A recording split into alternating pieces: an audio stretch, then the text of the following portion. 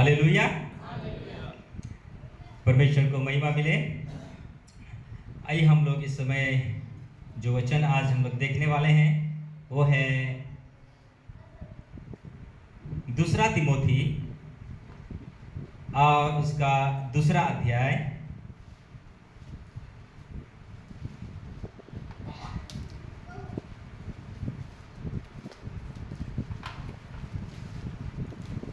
उसका 1 से लेके 12 तक हम लोग पढ़ेंगे। दूसरा तिमोथी दूसरा अध्याय और 1 से 12 तक यहाँ पर ऐसे लिखा हुआ है, इसीलिए हे मेरे पुत्र, तू उस अनुग्रह से जो मसीह यीशु में है बलवंत हो जा, और जो बातें तूने बहुत गवाहों के सामने मुझसे सुनी है उन्हें विश्वासी मनुष्य को सौंप दे, जो औरों को भी सिखाने के योग्य हो।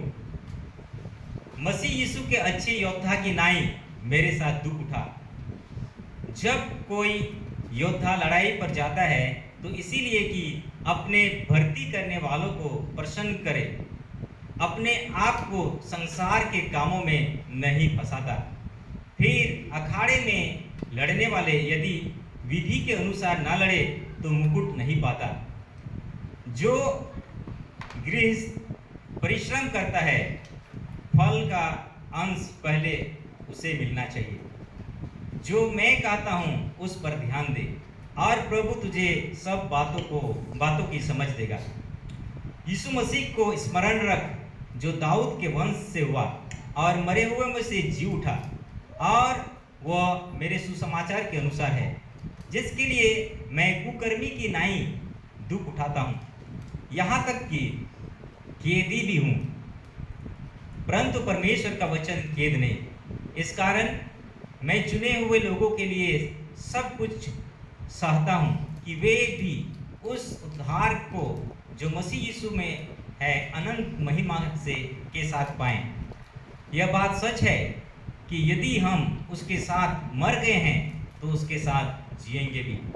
यदि हम धीरज से सहते रहेंगे तो उसके साथ राज्य भी करेंगे। यदि हम उसका इनकार करेंगे तो वो भी हमारा इनकार करेगा। परमेश्वर को महिमा मिले। यहाँ पर जो वचन हमने पढ़ा है ये एक्चुअली एक पत्री है, और पत्री मतलब किसी ने लिखा है, किसी के लिए लिखा है, और जो लिखा है वो उस समय जेल में, और जेल की परिस्थितियों को हम लोग समझ सकेंगे कि हो सकता है उसके हाथ बांधे हो, पैर भी बांधा हुआ हो, लेकिन फिर भी वो ऐसा पत्री उस अपने दास तो नहीं बोलेंगे, उसके सहकर्मी के लिए लिखता है, जो उसके लिए बहुत ही आवश्यक है। और यहाँ पर इन बातों में हम लोग देख पाते हैं एक नौजवान है जिसके लिए लिखा जा रहा है। कई बार उसको कहा जाता है कि आप अपनी जवानी के समय में कैसे परमेश्वर में बचे रहोगे, उसके विषय में भी कहता है। तो यहाँ पर जो आज का जो पत्री का मूल सार होगा वो इस रीति से होगा कि एक अगुआ अपने सहकर्मी को ये पत्र लिख के बताता है कि आपको कैसे अपना कलीसिया को संभालना है। और यहाँ पर जो व्यक्ति के लिए लिखा जा रहा है वो ऐसा व्यक्ति है जो कि विश्वास में आने से पहले वो एक बहुत ही डरपोक और डरा हुआ व्यक्ति था। हालांकि अभी भी कई जगह में हम लोग इस व्यक्ति के बारे में हम लोग पत्री में पढ़ते हैं तो लिखने वाला उसको यही कहता है कि आप बहुत डरते हो, है ना। तो यहाँ पर इन बातों को मैं इसीलिए बताना चाहता हूँ क्योंकि हम लोग ये जान सके कि एक व्यक्ति जो प्रभु में है और प्रभु में बढ़ना चाहता है तो उनको ये सब जो पत्रियाँ हैं कितनी सहायक है कि वो कैसे प्रभु में अपने आप को देख सके। तो यहाँ पर कुछ कुछ बातों में हम लोग अपने आप को उस व्यक्ति के जगह में रखेंगे, तिमोथी के जगह में रखेंगे। और तिमोथी उस समय जब यहाँ पे उसके लिए लिखा जा रहा है, वो एक्चुअली एफेसियस कलीसिया का बिशप बन चुका होता है ना। एक समय ऐसा होता है कि वो पौलुस के साथ सेवकाई में जाता है और सेवकाई में परमेश्वर का वचन, प्रभु का अनुग्रह इतना हासिल कर लेता, मतलब पाता है। जब पौलुस जेल में चला जाता है तो उस कलीसिया को जो उन लोगों ने खड़ा किया था उसका वो पहला बिशप बनता है। और इसीलिए उनको कहता है कि जो कलीसिया आपको दिया गया है उसको आपको कैसे संभालना है, कैसे आगे बढ़ाना है। आप एक यंग हो तो उस यंग उम्र में आपको किन किन बातों का ध्यान देना है। तो आइए हम इन बातों को देखते हुए यहाँ पर इसको मनन करने का कोशिश करेंगे। कुछ बातों को सीखने की कोशिश, कुछ बातों को सिर्फ हम लोग टच करेंगे, कुछ बातों को हम लोग थोड़ा गहराई से देखेंगे। यहाँ कहता है पहला वचन, इसीलिए हे मेरे पुत्र, तू इस अनुग्रह से जो मसीह यीशु में है बलवंत हो जा। बलवंत हो जा, यहाँ कहता है उस अनुग्रह से जो यीशु मसीह में है ना। कहने का मतलब यहाँ पर पौलुस बताता है कि अपने शरीर की बलवंता के द्वारा नहीं, लेकिन मसीह के अनुग्रह से बलवंत हो जा। आज एक्चुअली जो हमें हर एक को जो जरूरत है सबसे ज्यादा, वो इंटेलेक्चुअल की जरूरत नहीं, मतलब बहुत बुद्धिशाली होने की जरूरत नहीं है, ज्ञानवान होने की जरूरत नहीं है। ज्ञान जरूरी है, लेकिन उससे ज्यादा, जैसे हम लोग कभी भी यीशु मसीह के चेलों को कोई भी यूनिवर्सिटी या कोई भी कॉलेजों में एनरोलमेंट वाला हम लोग किस्सा नहीं सुनते हैं। वे लोग एक साधारण व्यक्ति थे, मछुआरे थे, अनपढ़ थे, लेकिन प्रभु के अनुग्रह से भरे हुए थे। और इसीलिए उन लोगों ने जो कुछ किया, शायद आने वाला कितना पीढ़ी भी हम लोग अगर कोशिश करें अपने बल से, कभी हम लोग उस चीज को नहीं देख पाएंगे। तो कहने का मतलब यहाँ पर इसीलिए पौलुस उनको कहता है, और पौलुस सिर्फ एक जगह में नहीं, 2-3 जगह में कहता है प्रभु के अनुग्रह से बलवंत हो जा। अगर हम लोग एफेसियों के पत्री में वही एफेसियों के मंडली को लिखता है उसका 6 और अगर हम लोग 11 को पढ़े तो कहता है निदान प्रभु और उसके सामर्थ में बलवंत हो जा, जिससे शैतान के सारे युक्तियों के सामने तुम खड़े रह सको। वहां पर कहता है। पतरस भी एक जगह में अपने वचन में ऐसा लिखता है, अगर हम लोग कहीं देखें तो पहले पतरस 5 का 9-10 में कहता है कि प्रभु के बलवंत हाथों के नीचे दिन बनो तो समय पर प्रभु तुमको उठाएगा। कहने का मतलब परमेश्वर को दासों को ये सब मालूम था कि प्रभु के अनुग्रह उनको कितना चाहिए, कितना जरूरी है। अनुग्रह के बारे में अगर हम देखें तो पौलुस यहाँ पर तिमोथी को 2 का पहला वचन 2 का ही पहला अध्याय में ऐसा कहता है अनुग्रह के विषय में। अनुग्रह के विषय में यहाँ पर बहुत अच्छा चर्चा किया गया है। 2 तिमोथी 1 का 9 और 10 को मैं पढ़ूंगा, वहां पर अनुग्रह के विषय में बहुत अच्छा बातें लिखी हुई है। क्या कहता है यहाँ पर, जिसने हमारा उद्धार किया और पवित्र बुलाहट से बुलाया, और जो हमारे कामों के अनुसार नहीं पर अपनी मनसा और उस अनुग्रह के अनुसार है जो मसीह यीशु के सनातन से हम पर हुआ है। पर अब हमारे उद्धारकर्ता मसीह यीशु के प्रकट होने के द्वारा प्रकाश हुआ, जिसने मृत्यु का नाश किया और जीवन और अमरता को उस सुसमाचार के द्वारा प्रकाशमान कर दिया। उस सुसमाचार के द्वारा प्रकाशमान कर दिया जो हमारे लिए यीशु मसीह में पहले से ही सनातन से ही है। ये परमेश्वर चाहता है कि हम उस अनुग्रह को प्राप्त करें। एक्चुअली कई बार सोचते हैं ये अनुग्रह क्या सबको मिल सकता है? नौकरी सबको मिल सकती है? नौकरी सबको, अनुग्रह भी सबको नहीं मिल सकती है। अनुग्रह भी सबको नहीं मिल सकती है। तो किनको मिलेगा? नौकरी किसको मिलता है? बहुत मेहनत करते हैं, हार्डवर्क करते हैं, है कि नहीं? लेकिन अनुग्रह के लिए जो हार्डवर्क है वो क्या है? बाइबल में एक वचन ऐसा लिखा हुआ है, अगर हम लोग प्रोवर्ब्स यानी नीति वचन में देखें तो वहां पर क्या कहता है, कभी आप लोग पढ़ लीजिएगा प्रोवर्ब्स उसका 3 का 34 में, और जेम्स यानी याकूब उसका 4 का 6 में एक ही वचन है, एक ही जैसा वचन है। यशायाह भी एक वचन कहता है घमंडियों को परमेश्वर गिराता है और नम्र को उठाता है। उसका सार मैं बता रहा हूं।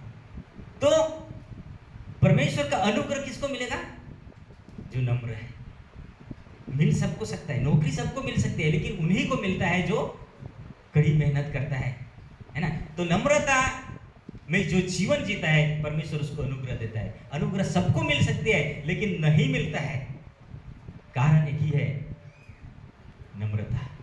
नम्रता ही एकमात्र है। जैसे हमको इस संसार में प्रयास के द्वारा पैसा मिलता है, और पैसा इस संसार के लिए सबसे बड़ी चीज होती है ना। इस संसार के लिए एक व्यक्ति के पास जो बहुत पैसा है, उसका बहुत मान है, बहुत सम्मान है इस संसार के रीति से। परमेश्वर के दृष्टि में जो सबसे नम्र है, उसका सबसे ज्यादा सम्मान है, सबसे बड़ा है परमेश्वर के दृष्टि में वो जो सबसे नम्र है। नया नियम में सबसे नम्र व्यक्ति कौन? यीशु मसीह। पुराना नियम में सबसे नम्र व्यक्ति कौन? मोसेस। बाइबल में लिखा है सबसे नम्र व्यक्ति था मोसेस, और परमेश्वर ने उसको सबसे ज्यादा उठाया। नया नियम में यीशु मसीह को सबसे ज्यादा परमेश्वर ने उठाया,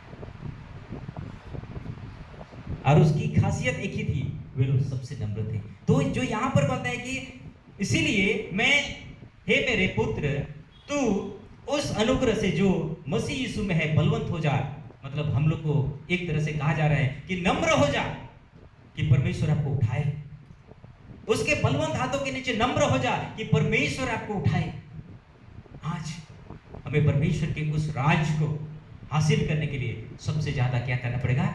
नम्र होना पड़ेगा। यीशु मसीह कहता है, हे थके और मांदे बोझ से दबे हुए लोगों, मेरे पास आओ, मैं तुम्हें विश्राम दूंगा। मुझसे सीखो, क्योंकि मेरा जुआ हल्का और मेरा क्या है आगे बोझ सहज। वहां पर एक चीज लिखा हुआ है जो मैं पॉइंट आउट करना हूं, देखिए, मुझसे सीखो। और यीशु मसीह क्या है?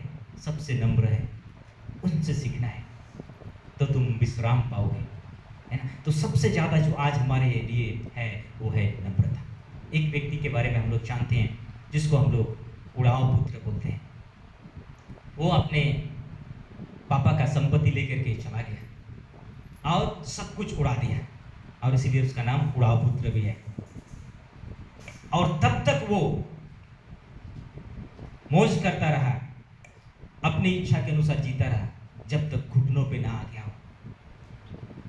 नम्रता का एक वही चीज है, परमेश्वर तब तक हम लोगों को अनुग्रह नहीं देता है जब तक हम लोग नहीं कहे कि प्रभु अब बस, अब मैं नहीं चल सकता, अब मैं नहीं जी सकता, अब मुझे आपकी आवश्यकता है।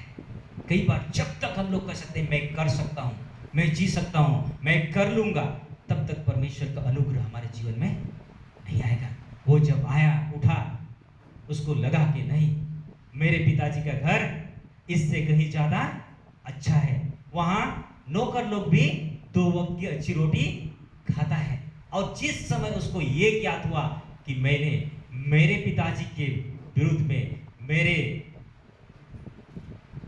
स्वर्गीय पिता के विरुद्ध में पाप किया है, मैंने गलत किया है, वो आया और अपना पिताजी के पैरों के पास आके कहता है, मैं आपका बेटा कहलाने के योग्य नहीं हूं। और तभी पिता का अनुग्रह पहले से ही था, लेकिन उस समय झलक उठा और उस पर अनुग्रह हुआ। प्रियो, अगर हम लोग परमेश्वर का अनुग्रह पाना चाहते हैं तो ऐसा ही हम लोग को परमेश्वर के पास आना है और उसके अनुग्रह को प्राप्त कर सकते हैं जब हम लोग प्रभु से कहेंगे, प्रभु अब मैं नहीं चल सकता। और यहाँ पर इस अनुग्रह को पाने के लिए यहाँ पर पौलुस तीमोथी को लिखता है कि उसके अनुग्रह में बलवंत हो जा। आगे कहता है, इसको सिर्फ हम लोग टच करेंगे, और जो बातें तुमने बहुत गवाहों के सामने मुझसे सीखी है, मुझसे सुनी है, उन्हें विश्वासी मनुष्य के को सौंप दे, जो औरों को भी सिखाने के योग्य हो। एक्चुअली प्रियो, यहाँ पे जो बातें पौलुस लिखता है, कई बार वो कहता है मेरी वचन मुझसे सीखी है। कई बार मैं इसको पहले नहीं समझ पाता क्यों पौलुस ऐसा कहता है मेरी वचन, वो नहीं कहता कि प्रभु का वचन। एक्चुअली क्या उस समय में हमारे तरह जैसा बाइबल नहीं हुआ करता था कि उसको कहे कि जो मैं बोला हूँ उसको बाइबल में देख लो, ऐसा नहीं कर सकता था। आज हमारे पास बाइबल है तो हम लोग बोलते हैं ये परमेश्वर का वचन है। उस समय जो प्रकाशन पौलुस को मिलता था वो उसको बोलता था, कहता था मेरा वचन। हकीकत में उस समय वही उसको प्रकट करता था। तो यहाँ पर कहता है मेरी वचन कैसे मनुष्य को सौंप दे, विश्वासी। यहाँ पर भी नहीं कहता है कि ऐसे ऐसे धुरंधर को चुन ले जो मेरे वचन को आगे बढ़ाए। नहीं, हम लोग जानते हैं परमेश्वर का जो चुनाव होता है विश्वासी योग्य। जैसे हम लोग दाऊद के जीवन को देखते हैं, सबसे छोटा भाइयों में, है ना, देखने में भी शायद उसके भाई लोग बड़े बड़े थे, लेकिन दाऊद एकदम झलकता, यानी बहुत ही कम उम्र का था, लेकिन परमेश्वर ने विश्वास योग्यता को देखा अपने भेड़ों के प्रति, अपने काम के प्रति। और यहाँ पर भी पौलुस कहता है कि विश्वास योग्य व्यक्ति को उस काम को दे जो उसको दूसरे तक बढ़ाए। बहुत अच्छा चीज़ यहाँ पर हम लोग यहाँ पौलुस का देखते हैं जो तिमोथी को सिखाते हैं। तीसरी बातों को जो मैं बहुत ज़्यादा फोकस आज करना चाहूँगा वो है मसीह यीशु के अच्छे योद्धा के नाई मेरे साथ दुख उठा। जब कोई योद्धा लड़ाई पर जाता है तो इसीलिए कि अपने भर्ती कराने वालों को प्रसन्न करे, अपने आप को संसार के कामों में नहीं फंसाता। जब मैंने कहा कि हम लोग अपने आप को तिमोथी की जगह में रख के देखेंगे, है ना, आज मैं प्रचार के तौर पे नहीं लेकिन एक टीचिंग के रूप में कहना चाहता हूँ। जैसे यहाँ कहता है कि मसीह के अच्छे योद्धा, क्या हम लोग सोच सकते हैं हम लोग मसीह के योद्धा हैं? चलिए हम लोग एक बार एक दूसरे को अगल बगल करके मैं मसीह का योद्धा हूं।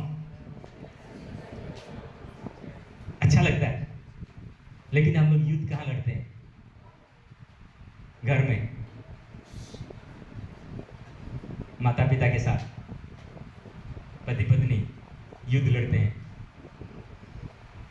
यहां कहता है कि मसीह के अच्छे योद्धा, योद्धा किसके लिए? सिर्फ सेवक लोगों के लिए या सिर्फ जो प्रचार करते हैं अगुओं लोग के लिए? नहीं, हर एक कोई मसीह का योद्धा है। एक्चुअली कई बार हम लोग सल्वेशन आर्मी में जाते हैं। सल्वेशन आर्मी यानी मेरी मिसेस गुजरात में वो सल्वेशन आर्मी चर्च से बिलोंग करती है। तो वहाँ पे जितने भी जवान हो, बड़े हो, उन लोग को कहा जाता है कि आप लोग क्या हो? आर्मी हो। मतलब कि आप लोग प्रभु की आर्मी हो। और उन लोग का संबोधन भी ऐसा होता है। उन लोग का जो आगे आते हैं यहाँ पर लिखा आता है कैप्टन, कोई लिखा रहता है मेजर, है ना, सबका अलग अलग मतलब पदवी होता है ना। और बाकी सब आर्मी है जितने बैठे हुए हैं। और लोग हालेलुया नहीं बोलते हैं, क्या बोलते हैं? तोप चलाओ। तो कभी कभी हंसी भी लगता है चर्च में बोलते हैं तोप चलाओ, और बोले हालेलुया ऐसा। तो कहने का मतलब है कि यहाँ पे कौन कौन योद्धा है? हम सब योद्धा हैं। और युद्ध कहाँ लड़ना है? सचमुच परिवार में लड़ना है, लेकिन क्या से, किन बातों से? एक्चुअली कई बार हम लोग इस चीज़ को मायने नहीं रखते हैं कि हमें युद्ध लड़ना है ना। कई बार हम लोग को ऐसा लगता है कि युद्ध तो प्रचार करने वाला लड़ते हैं, युद्ध तो जो परमेश्वर का वचन बांटते हैं वो लोग लड़ते हैं, या फिर मिशनरी काम में गए वो लोग युद्ध लड़ रहे हैं। प्रियो, हमारा युद्ध सही में अगर एक तरह से देखा जाए तो हर दिन हर पल है। कैसा युद्ध है? हम लोग को जज करने वाला कौन है? हम लोग सोचते होंगे, बच्चे लोग सोचते होंगे मम्मी पापा हमको जज करता है, बड़े लोग सोचते होंगे हमको कोई नहीं देख रहा है, या फिर कई बार हमको ऐसा लगता है मैं सबसे बड़ा हूँ, कौन जज करेगा मुझे, है कि नहीं? लेकिन हम लोग का जो जज है कौन है? परमेश्वर नहीं, शैतान। दोष लगाने वाला कौन है? शैतान। हमेशा वो रहता है। बाइबल बताती है वो भाइयों पर दोष लगाने वाला है। बाइबल में हम लोग ने क्या पढ़ा वहां पे? एफेसी के पत्री उसका 6 में कि हमारे क्या बोलते हैं, निदान प्रभु के सारे हथियार बांध लो, उसमें सामर्थवान हो जाओ। हमारी लड़ाई किससे है? अंधकार की सेनाओं से। वो हमारे ऊपर दोष लगाएगा, वो हमें नीचे करेगा जब हम लोग घमंड करते हैं। यानी परमेश्वर हमारे उस घमंड को ऑलरेडी यीशु मसीह में माफ कर चुका है। लेकिन शैतान उस चीज को हमें याद दिलाएगा। ये घमंडी है, ये लालची है, ये बुरी भावना बोलता है, वो बुरी भावनाएं रखता है, बुरा सोच रखता है। हमें युद्ध लड़ना है वहां पे, उससे विजय करना है। पुराने समय में लोग कनान को जीतने के लिए हथियार उठाए थे। आज हमारे लिए इस शरीर में बहुत सारे युद्ध चलती रहती है, बहुत सारे ऐसे भावनाएं चलती रहती है जिसको आज हमें तोड़ना है। प्रियो, 5-6 साल पहले तक मैं नहीं समझता था कि बच्चों पर गुस्सा करना गलत है। मैं सोचता था कि बच्चों को डांटना, सही मार्ग में लाना बहुत जरूरी है। अभी भी समझता हूँ कि उसको सही मार्ग में लाना जरूरी है, लेकिन गुस्सा से नहीं। बीते समय से मैं बहुत स्ट्रगल कर रहा हूँ, क्योंकि जो इतने सालों से सोच है कि गुस्सा करना, बच्चों पर गुस्सा करना, उनको सही मार्ग में लाना गलत है, लेकिन इन दिनों में बच्चों को भी, मिसेस को भी बोल के रखा हूँ कि जब मैं गुस्सा हो जाऊँ, आप मुझे बोलिए कि आप गुस्सा हो रहे हैं। आपको नहीं गुस्सा होना है बच्चों पे। बच्चों को भी बोल रहे हैं कि छोटे को बोल कर जब मैं बड़ा पे कभी कोई चीज़ के लिए गुस्सा आ जाए तो मुझे बोलिए कि आप भैया पे गुस्सा हो रहे हैं। मैं स्ट्रगल कर रहा हूँ किस चीज़ के लिए? गुस्सा, क्योंकि मैं जानता हूँ ये परमेश्वर के अनुग्रह से मुझे अलग कर सकता है। हर एक छोटी बातों के लिए आज मैं लड़ रहा हूँ। कई बार शायद आप भी लड़ रहे होंगे, क्योंकि हमें कहाँ तक पहुँचना है। हम लोग जब इसको देखते जाएंगे तो वहाँ हम लोग पाएंगे कि हमारा युद्ध क्या है और हमारा अचीवमेंट आज क्या होना चाहिए। तो यहाँ पर जब हम लोग देखते हैं कि युद्ध, क्या हम युद्ध में हैं भी या नहीं, क्या हम अपनी कमजोरियों को जान पा रहे हैं या नहीं। अगर हम लोग नहीं जान पा रहे हैं, इसका मतलब आज भी वो वचन जो 2 कोरिन्थियंस 4 में कहता है कि शैतान ने लोगों के आंखों को अंधा कर दिया है कि वो सुसमाचार के प्रकाश को ना देख सके, आज भी वो वचन हमारे लिए है। अगर हम लोग देख पा रहे हैं कि हमारी लड़ाई किस बात के लिए है और मैं कैसे लड़ रहा हूं, इसलिए मैं कहा कि जब हम लोग कहते हैं कि मैं योद्धा हूं, तो मैं किस बात के लिए लड़ रहा हूं। अगर मैं लड़ के विजयी होऊंगा, सबसे जो खुश होगा वो प्रभु होगा, और सबसे जो दुखी होगा वो शैतान होगा। क्या हम लोग शैतान को हरा पा रहे हैं? हमारी लड़ाई उससे है। तो यहाँ पर जो युद्ध की बातें कर रहा है, मतलब योद्धा क्या करता है? मेहनत करता है। युद्ध लड़ने के पहले वो कई बार प्रैक्टिस करता है। हम लोग इन दिनों में क्रिकेट देखते होंगे, IPL चल रहा है। कई बार कई लोग कैरेक्टर में उतर जाते हैं, है ना। कैरेक्टर में एक हम लोग के साथ भाई था टीम में, कई बार शायद बताया होगा या सुने होंगे। एक्चुअली एक दिन बोला कि भैया आज मैं खाना नहीं खाऊंगा। मैं बोला क्या हो गया, बीमार है क्या? नहीं नहीं, आज इंडिया हार गया। इंडिया हार गया, खाना नहीं खाएगा। मतलब कि वो सोचता था कि इंडिया जीतना चाहिए, है ना। वो भी पाकिस्तान के सामने हार गया बोलता है। तो कई बार ऐसे लगता है जब हम लोग क्रिकेट के खिलाड़ी को देखते हैं, अरे वो छक्का मारना चाहता, ये तो ऐसा बोलता कि छक्का मार लेता, लेकिन नहीं मार पाए। कई बार एक्चुअली हमको लगता है कि ऐसा ही है, हो जाएगा, लेकिन कई बार युद्ध में हम लोग हार जाते हैं। अच्छा लगता है जब हम लोग सुनते हैं मोसेस को परमेश्वर ने आशीष दिया, सामर्थ दी और उसने लाल समुद्र को अगल बगल कर दिया। तो परमेश्वर का महिमा हो, बहुत अच्छी बात है, महिमा हो। परमेश्वर ने दाऊद को भी ऐसा ही वीर बनाया गोलियत को मारने के लिए, बहुत अच्छा लगता है। हमको भी सामर्थ दे सकता है, लेकिन उन लोगों ने मेहनत की थी, उन लोगों ने अपने आप को समर्पित किया था। दाऊद ने अपने आप को समर्पित किया था, विश्वास योग्य बना रहा था, वो परमेश्वर पर भरोसा करता था और इसलिए वो जीत पाया युद्ध को। आज हमारी युद्ध है, हमको ऐसा ही परमेश्वर पर भरोसा करना है, अपने आप पर नहीं। कोई भी चीज ऐसा महसूस हो रहा है कि मैं कर सकता हूं, आप उस समय युद्ध हार चुके हैं। जहां पर भी हमको ऐसा महसूस होता है कि मैं कर सकता हूं, मैं कर लूंगा, है ना। कई बार बच्चे बोलते हैं कर लेंगे, बाद में जब रिजल्ट आता है वो भी खुद शर्मा जाता है, हम भी शर्मा जाते हैं, ऐसा हो जाता है। कई बार ऐसे ही होता है। प्रियो, युद्ध दाऊद समझता था युद्ध परमेश्वर का है। आज युद्ध हमें भी समझना है, युद्ध परमेश्वर का है।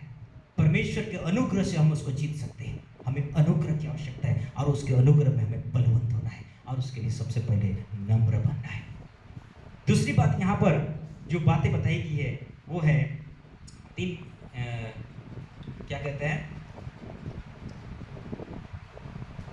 फिर अखाड़े में लड़ने वाला यदि विधि के अनुसार ना लड़े तो मुकुट नहीं पाता। अखाड़े वाला क्या मेहनत करता है? यहाँ पर तीन बहुत ही मेहनती व्यक्ति के बारे में पौलुस ने तिमोथी को बताया। बहुत ही मेहनती वाले योद्धा मेहनत करता है, और योद्धा जब युद्ध में जाता है तो उसको मालूम नहीं कि मैं वापस आऊंगा कि नहीं, मरने तक के लिए रेडी रहता है। यहाँ पर अखाड़े में जाने वाला कितना मौका मिलेगा या कितना मौका देगा मालूम नहीं। ऐसा व्यक्ति की बात है कि वो भी नियम के अनुसार लड़ता है, नियम के अनुसार। प्रियो, हम लोग जब सिंपली घर में रहते हैं, क्या हम लोग सोचते हैं कि हमें याद रखना चाहिए परमेश्वर का वचन क्या कहता है, नियम क्या कहता है। ये नियम मतलब परमेश्वर का वचन।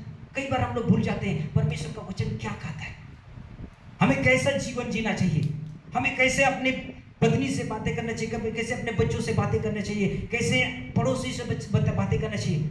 परमेश्वर क्या कहता है इसके विषय में, क्या हम लोग गौर करते हैं? कई बार नहीं। यहाँ कहता है अखाड़े में जाने वाला नियम के साथ लड़ता है। प्रियो, क्या हमारे जीवन में कोई ऐसा नियम है जो हमें उस नियम को पालना चाहिए, जिससे हमको मुकुट मिले या फिर हमारा मुकुट छीना जाए? मुकुट के बारे में प्रकाशित वाक्य में बहुत अच्छा वचन कहता है, जो अंत तक बना रहेगा। वहां पर और एक चीज कहता है, जो जय पाए वो मुकुट को पाएगा। जय पाए, किस चीज में जय? कहीं लड़ना है? नहीं, हाँ लड़ना है, लेकिन आत्मिक सेनाओं के साथ लड़ना है और विजय हासिल करना है, तब जय मिलेगा। तो जो मुकुट की यहां पर बातें हो रही है, वो भी आत्मिक मुकुट की बातें हो रही है। हो सकता है कि परमेश्वर आपको प्रचार के रूप में नहीं इस्तेमाल करना चाहता, लेकिन अच्छा पिता के रूप में, अच्छा पति के रूप में, अच्छा पड़ोसी के रूप में, अच्छा गवाह बनाना चाहता। लेकिन उसके लिए भी जो बातें यहाँ कर रहे हैं कि अखाड़े में जाने वाला नियम के साथ, बहुत जरूरी है। छोटी सी बात है, लेकिन ये हमारे मुकुट को छीन सकता है। जिस विषय में प्रभु को महिमा मिलना चाहिए, वो महिमा हमसे दूर हो सकती है, उसके अनुग्रह से हम लोग वंचित हो सकती है। इसलिए छोटी सी छोटी बात, कई बार हम लोग जो शायद लेट गो करते हैं या नहीं समझ पाते हैं, आज उन्हीं बातों को हम लोग गौर करेंगे। बड़े से बड़े बातों को हम लोग कई बार सुनते हैं, लेकिन यहाँ छोटी सी छोटी बातें कहता है कि जो हमें नियम से, छोटी सी बात हो सकता है कि हम आलस करते हैं। परमेश्वर की दृष्टि में यहाँ पर देखते हैं, युद्ध लड़ने वाला, अखाड़ा में जाने वाला। हम लोग कई बार सोचेंगे, जितने भी यीशु मसीह के चेले थे कितना मेहनत करते, रात भर मछली पकड़ते थे, फिर भी यीशु मसीह के वचन बोलने से फिर भी जाल पाए फेंक दिए। नहीं कहा कि प्रभु हम तो रात भर थके हुए हैं, नहीं, परमेश्वर के लिए रेडी है। क्या हम लोग हर एक पल जो जीवन जीते हैं उसमें ऐसा गौर करते हैं कि मुझे कैसी चाल चलनी चाहिए, कैसी बोली बोलनी चाहिए, कैसे विचारें मेरे जीवन में होनी चाहिए? छोटी सी बात है, लेकिन शैतान वही हमारे निर्बलताओं को ही ताक में देखता है कि कहां वो हमें गिरा सकता है। उससे नीचे वाला यहां कहता है 6 में, जो गृहस्थ परिश्रम करता है फल का अंश पहले उसे मिलना चाहिए। जो गृहस्थी में है, परिश्रम करता है, यहां पर भी मेहनत करता है। खेती बाड़ी लोगों के लिए खेती क्या साधारण सी चीज है? बहुत साधारण हो सकता है। वो लोग धान छींटते हैं, फिर उसको निकालते हैं, फिर उसको बोते हैं, फिर पानी देते हैं और हो जाता है। शायद इतना आसान नहीं है, बहुत मेहनत है खेती में। कितने लोग खेती में काम करके देखें? परमेश्वर का महिमा, हम लोग उस मेहनत को जानते हैं और उसका फल भी खाया है कि नहीं? बहुत मेहनत है, फिर कीड़े पड़ गए तो सारा मेहनत बेकार। कहता है कि ऐसा लोग परिश्रम का पहला फल खाएंगे परमेश्वर के राज्य में। हम लोग एक्चुअली, मैं एक छोटी सी बात बता रहा हूँ। जब मैंने प्रभु को जाना तब 12th में था, 10th के बाद 11th में था, उस समय जाना। और पढ़ने से ऐसा मुंह हट मतलब यह हो गया कि नहीं, अब पढ़ाई नहीं करना है, अब पढ़ाई नहीं करना है। घर वाले को बोलते आप मुझे एग्जाम भी नहीं देना है +2 का। ठीक है, तो क्या करेगा तुम? प्रभु की सेवा में जाऊंगा। अब साइकिल लेके मैं कभी इधर कभी उधर, दुमका में था, कभी उधर जाता प्रचार करने, इधर जाता, और बहुत अच्छा लगता था सेवकाएं। अब वही करूंगा, अब मैं पढ़ाई नहीं करूंगा ना, परमेश्वर की इच्छा कुछ और थी।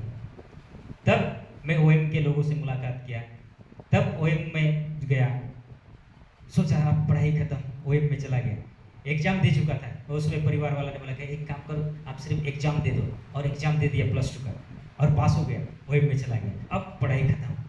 तब वहाँ जब गया, वहाँ तो इंग्लिश से पढ़ाई शुरू हो गई। अब एक तो पढ़ाई से डरता था, इंग्लिश से तो और डरता था, फिर वहाँ पढ़ाई शुरू हो गई। अब बोला कि शायद प्रभु की इच्छा है, अब पढ़ने लगा। मतलब जिस चीज से भागता था वही चीज सामने आ गया। अब वहाँ पे पढ़ाई किया, हम लोग का 4 साल का कोर्स होता था बीटीएच का। फिर वहाँ से स्कूल में मुझे भेज दिया गया कि आप स्कूल संभालिए। आप स्कूल में शायद बताया हूँ, वहाँ पे सब जो मेरे साथ काम करने वाले सब MA BEd वाले आए, और मैं +2 कर रहा। तो सोचा कि ये कुछ तो करना पड़ेगा, नहीं तो ये लोग मुझे चलाएंगे, इसको कैसे चलाऊंगा, मैं मैनेजर हूँ, वो लोग टीचर हैं, मुझे चलाएंगे लोग। तब सोचा कि चलो ठीक है, एक्सटर्नल में एडमिशन ले लेते हैं। तब मैं वहाँ BA किया, तब MA किया, तब BEd किया। कहने का मतलब है कि जो परिश्रम से भागते हैं, परमेश्वर उनके जीवन में शायद ही कोई आशीष रखता है, लेकिन जो परिश्रम करते हैं कहता है कि पहला फल उसका है। हमारे लिए परमेश्वर ने वो चीज रखा है।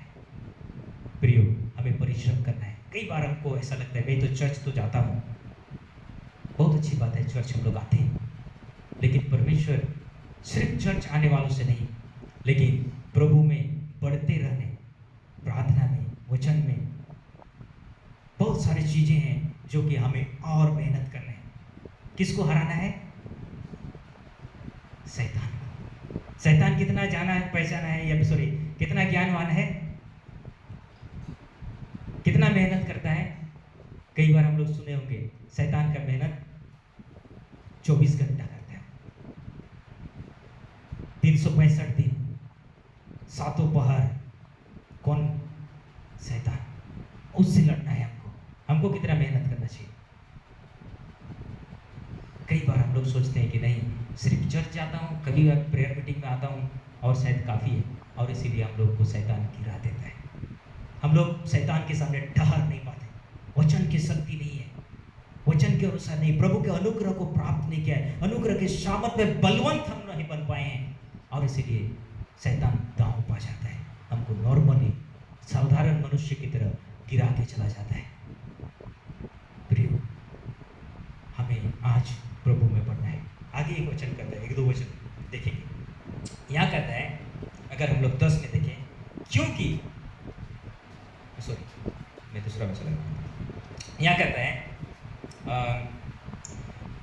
ये सब बातें जो है आप मेहनत करो, एक योद्धा की तरह मेहनत करो, एक अखाड़ा में जाने के व्यक्ति की तरह मेहनत करो, एक खेत में काम करने वाला मेहनत के व्यक्ति की तरह मेहनत करो। साथ में क्या स्मरण रखना, यहाँ कहता है 8 में, यीशु मसीह को स्मरण रख जो दाऊद के वंश से हुआ और मरे हुए में से जी उठा, और यह मेरे सुसमाचार के अनुसार है। यहां पर भी कहता है मेरे सुसमाचार के अनुसार है। यहाँ क्यों कहता होगा मेरे सुसमाचार के अनुसार है? वही बात बाइबल नहीं थी, लेकिन और एक बात है, क्योंकि उसने सुसमाचार को अपना बना लिया था, है ना? यीशु मसीह को अपना बना लिया था, इसलिए कई बार कहता है मेरा मसीह, मेरा प्रभु। हम लोग कहें ऐसा, मेरा मसीह, मेरा प्रभु, मेरा सुसमाचार, क्योंकि मैं सुसमाचार में जीता हूं। कहता है मेरा सुसमाचार के जैसा है। यीशु मसीह मरा और जी उठा, इस बात को हमेशा याद रखना चाहिए। एक्चुअली यीशु मसीह मरा और जी उठा में एक बहुत बड़ी गंभीर गहराई है। यीशु मसीह मरा और जी उठा, यानी उसने हमें आजादी दी, हमें छुटकारा दिया, सारे बातों को जो हमारे जीवन से नहीं हो सकता था उसने पूर्ण कर दिया, और हमें वो अनुग्रह के योग्य बनाया, और उस अनुग्रह को हम लोग पा सकते हैं, बलवंत हो सकते हैं। उस चीज को हमेशा याद रखो। हमें याद रखने की आवश्यकता है, हम कौन हैं, इस चीज को याद रखने की चीज है कि यीशु मसीह ने हमें आजादी दी है। शैतान से लड़ने के लिए हमें योग्य बनाया है। हम शैतान को आज हरा सकते हैं। कई बार ऐसा लगता है कि हम नहीं कर सकते हैं, नहीं, परमेश्वर ने हमें उस योग्य बनाया कि परमेश्वर के हर एक कार्य को हम लोग कर सकते हैं परमेश्वर के अनुग्रह से, है ना। और यहाँ पे कहता है 9 में, जिसके लिए मैं कुकर्मी की नाई दुख उठाता हूँ, यहाँ तक कि कैदी में भी कुकर्मी की तरह, कुकर्मी मतलब अपराधी की तरह दुख उठाता हूँ। अपराधी किसको बोलेंगे? जिसने मानो कि पाप किया है, बुरा किया है, प्रचार कर रहा है तो गलत कर रहा है, ऐसा व्यक्ति की तरह मैं दुख उठाता हूँ। अगर हम लोग 2 तिमोथी उसका पहला अध्याय में ही देखें तो वहां पर एक शब्द कहता है बहुत अच्छा, 12 में 1 का 2 मतलब 2 तिमोथी 2 का 12 में, इस कारण मैं इन दुखों को भी उठाता हूं पर लजाता नहीं, क्योंकि मैं उसे जिसकी मैंने प्रतीति की है जानता हूं और मुझे निश्चय है कि वो मेरी थाती को उस दिन तक रखवाली कर सकता है। मैं लजाता नहीं, किस चीज से? वचन से नहीं लजाता, उसको मानने से नहीं लजाता, उससे प्रचार करने से नहीं लजाता, क्योंकि मैं जानता हूं जिस पर मैंने भरोसा किया है, जो मेरा प्रभु है, जिसके सुसमाचार को मैं सुनाता हूं, जिसके लिए मैं कैदी हूं, मैं लजाता नहीं हूं, क्योंकि मेरे विश्वास को वो अंत तक संभाल के रख सकता है। बहुत बड़ी बात है। कई बार हम लोग लजा सकते हैं, घबरा सकते हैं, डर सकते हैं, लोग क्या कहेंगे। एक्चुअली प्रभु का बहुत धन्यवाद हो, हमारे संताल परगना में ऐसा सतावट नहीं है। इसी जगह में यूपी हो, राजस्थान हो, बहुत दिक्कत है परमेश्वर का वचन को सुनना और सुनाना। सुनने के लिए वो लोग, हम लोग यहाँ 7 बजे जमा आते हैं। मेरा एक साड़ू भाई है, वो बोलता है कई बार हम लोग 4 बजे जाते हैं, बताते नहीं है कि कहाँ मिलने वाले हैं। गुप्त रूप से वो लोग बोलेंगे कि अगले बार उस जगह में, एक जगह में वो लोग नहीं मिलते हैं, और वहाँ जाके थोड़ी देर प्रभु की स्तुति आराधना करते हैं। लोग उठे तब तक वो लोग वहाँ से अलग अलग जगह में चले जाते, अपने अपने जगह में चले जाते हैं। बहुत तकलीफ से परमेश्वर का लोग वचन सुनते हैं और सुना रहे हैं। आज हमें ऐसा समय में सचमुच उन लोगों के लिए प्रार्थना भी करनी चाहिए, उन लोगों के लिए खड़ा होना चाहिए जहाँ पर हम लोग आज आराम से प्रभु की स्तुति आराधना कर सक रहे हैं। तो यहाँ कहता है मैं लजाता नहीं, मैं कैदी हूँ, लजाता नहीं, क्योंकि मैं जानता हूँ जिस पर मैंने भरोसा किया है। 1-2 बात यहाँ पर लास्ट में जो बहुत ही अच्छी बात है, परंतु परमेश्वर का वचन कैदी नहीं, इस कारण मैं चुने हुए लोगों के लिए सब कुछ सहता हूं कि वे भी उस उद्धार को जो मसीह यीशु में है अनंत महिमा के साथ पाएं। ये बातें उन पे लागू होती है। क्या कहता है? इसलिए इस कारण से, इसलिए नहीं, इस कारण से चुने हुए लोगों के लिए सब कुछ सहता हूं। किसके लिए सह रहा है? चुने हुए लोगों के लिए। कौन है चुना हुआ लोग? हो सकता है उनके कलीसिया के लोग, हो सकता है जहां जहां पर उसने प्रचार किया है, उन लोगों के लिए सब कुछ सहता हूं, नकारता नहीं, सब कुछ सहता हूं। आज अगर हमें पूछा जाए आप अपने कलीसिया के लिए क्या करते हैं, कैसे युद्ध लड़ रहे हैं, आप क्या करेंगे? क्या जवाब होगा हमारे पास? मैं अपना कलीसिया के लिए क्या करता हूं? मैं चर्च जाता हूं। यहाँ पूछा जा रहा है आप अपने कलीसिया के लिए, यहाँ पौलुस कहता है वो खेद में है, दोनों उसके हाथ बांधे हुए, पैर बांधे हुए, अपने कलीसिया के लिए पत्र लिख रहा है, अपने कलीसिया के लिए प्रार्थना कर रहा है। हम लोग को ये प्रश्न पूछा जाए आप अपने कलीसिया के लिए क्या करते हैं, दान दसवां देते हैं। परमेश्वर के सम्मुख जो भी हमारे तर्क होगी शायद बहुत अच्छा नहीं होगा। हम अपने लिए, अपने कलीसिया के लिए, अपने मतलब कलीसिया मतलब क्या, प्रभु के उस देह के लिए हम क्या करते हैं? कई बार कोई जवाब नहीं है। प्रभु के सम्मुख जब हम खड़ा होंगे और प्रभु का आपने मेरे लिए क्या किया, हमारे पास जवाब नहीं होगा। पौलुस कहा पाता था मैं यीशु मसीह के द्वारा चुना हुआ और यीशु मसीह मेरा इंतजार कर रहा है मुकुट लेके, कि मैं जब जाऊंगा तो वो मुझे मुकुट पहनाएगा, क्योंकि पौलुस को मालूम था कि मैं विजय जीवन जी के जा रहा हूं। आज हम लोग को शायद उतना खातिरी नहीं है, उतना विश्वास नहीं है कि मैं प्रभु के लिए कुछ करूं या कर सकता हूं। प्रियो, कई बार यहीं पर हम लोग मात खा जाते हैं, क्योंकि यहाँ पर आगे कहता है 11 में, यह बात सच है कि यदि हम उनके साथ मर गए हैं तो उसके साथ जिएंगे भी। उसके साथ मर गए हैं तो उसके साथ जिएंगे भी। उसके साथ मरने का मतलब क्या होता है? कई बार हम लोग बोलते हैं कि वो प्रभु में सो गया, है ना, प्रभु में मर गया। नहीं, प्रभु के साथ जो जिएगा वही प्रभु में मर गया। कहने का मतलब है, अगर हम लोग प्रभु में आज जी रहे हैं तो हम लोग एक दिन प्रभु के साथ मरेंगे। यानी कि हम लोग का पहला मृत्यु हो चुका है, तब हम लोग प्रभु के साथ जिएंगे, प्रभु के साथ बढ़ेंगे, प्रभु में बलवंत होंगे। आज अगर उदाहरण के लिए मैं प्रभु में नहीं बढ़ रहा हूं, मैं आत्मिक रीति से नहीं बढ़ रहा हूं, मैं प्रभु में बलवंत नहीं हो रहा हूं, प्रभु के उपयोगी पात्र नहीं बन रहा हूं, इसका मतलब क्या है? इसका मतलब एक ही है कि मैं प्रभु में मरा नहीं हूं। क्योंकि जब मैं प्रभु में मरूंगा, अपना सारा प्रभु को दे दूंगा, तब मैं प्रभु में जीऊंगा। प्रभु में मरने के लिए मैं नहीं हूं, प्रभु में जीने के लिए परमेश्वर ने मुझे दिया है जीवन, है कि नहीं? इसीलिए पौलुस कहता है एक जगह में, रोमी 12 में, तुम जीवित बलिदान के तरह हो, है ना। हम लोग को जीवित बलिदान होना है। मैं बलिदान नहीं हुआ हूं तो फिर मैं प्रभु में मरने की तो बात नहीं, दूर की बात है। सबसे पहले मैं प्रभु में मरना है, मतलब कि मैं प्रभु में मरूंगा तो प्रभु के साथ मैं जीऊंगा। हर पल मैं प्रभु के साथ रहूंगा, हर पल प्रभु के बारे में सोचूंगा, उठते बैठते सारे समय में मैं प्रभु को महिमा देने के लिए कोशिश करूंगा। वही है प्रभु में जीना। यहां कहता है जो प्रभु के साथ मर गए हैं तो वो प्रभु में जिएंगे, प्रभु में जिएंगे। क्योंकि जो लोग प्रभु में आज जी रहे हैं वो कभी नहीं मरेंगे। जो आज प्रभु में जी रहे हैं वो कभी नहीं मरेंगे। अगर मैं प्रभु में नहीं मरा हूं तो मैं आज प्रभु के साथ जीऊंगा भी नहीं।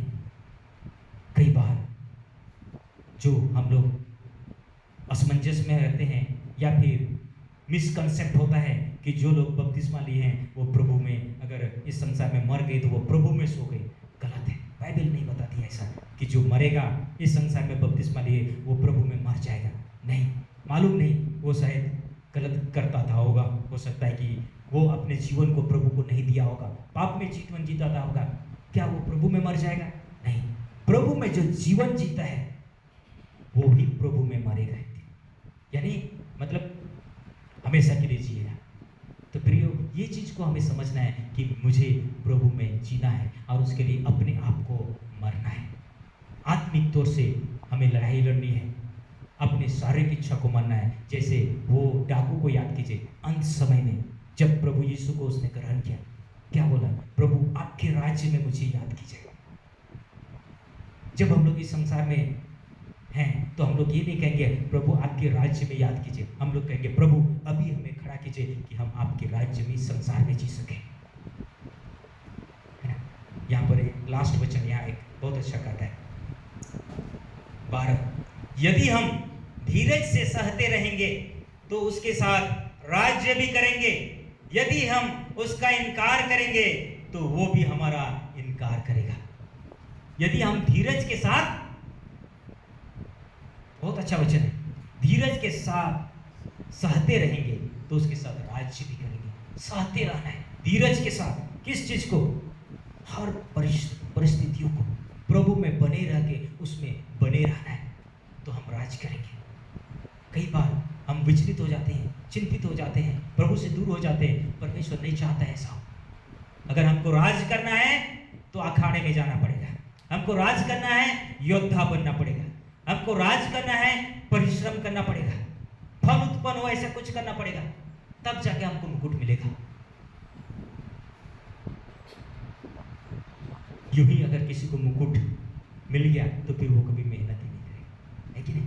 तो ये चीज जो हमारे लिए है कि हमें राज करना है। कई बार प्रभु को लोग यहाँ कहते हैं इनकार करेगा तो वो भी इनकार करेगा। हम लोग कैसे इनकार कर सकते हैं? 3 तरह से लोग प्रभु को इनकार करते हैं। पहले तो कहेंगे कि मैं प्रभु को जानता ही नहीं, दूसरी रीति से मैं उसका वचन को कभी सुना ही नहीं, या फिर वचन को मानता ही नहीं। तीसरा है कि वचन को सुनता है लेकिन उसको मानता ही नहीं, इनकार कर दिया, है ना? पतरस की तरह 3 बार, है कि कई बार हम लोग प्रभु को इनकार करते हैं। अगर हम लोग आज प्रभु को इनकार करेंगे, प्रभु भी हमें इनकार करेगा। वचन बताती है, यीशु मसीह कहता है कि स्वर्ग में एक दिन होगा, है ना, जहाँ कहता है कि वो भी इनकार करेगा उन लोगों को जो इस संसार में उसको इनकार किए, और उनको मान लेगा जो इस संसार में उसको मान लेते हैं। प्रियो, आज 2-3 चीज़ें फिर से याद दिलाना चाहूँगा। पहली बात है, हमें उसके अनुग्रह में हमें बलवंत बनना है। उसके अनुग्रह को समझिए, अपने आप को हमें दीन करना है, उसके अनुग्रह में हमें बलवंत बनना है, जिससे शैतान की हर एक चालाकी को हम समझ सकें और हम आत्मिक रीति से योद्धा बने, आत्मिक रीति से अखाड़ा में लड़ने वाला वो कुश्ती करने वाला व्यक्ति बने और परिश्रम करने वाला बने, जिससे हम लोग प्रभु के लिए अपने आप को बचा के रख सके और उसकी कलीसिया को भी प्रभु में बढ़ा सके। ये परमेश्वर की इच्छा है, और ये धीरज के साथ करेंगे तब हम लोग एक दिन प्रभु के साथ राज भी करेंगे। उसके उस सिंहासन के इर्द गिर्द हम लोग पाए जाएंगे। हमारी लड़ाई आज हमारे परिवार में होगा, हमारे आस पड़ोस में होगा, मुंह और हाथ से नहीं, लेकिन आत्मिक हथियारों से विजय पाने के लिए, शैतान के ऊपर जय पाने के लिए। ये चीज़ अगर हम आज कर रहे हैं, प्रियो, परमेश्वर हमें वो बलवंत करना चाहता है और हमें अपनी महिमा के लिए इस्तेमाल करना चाहता है।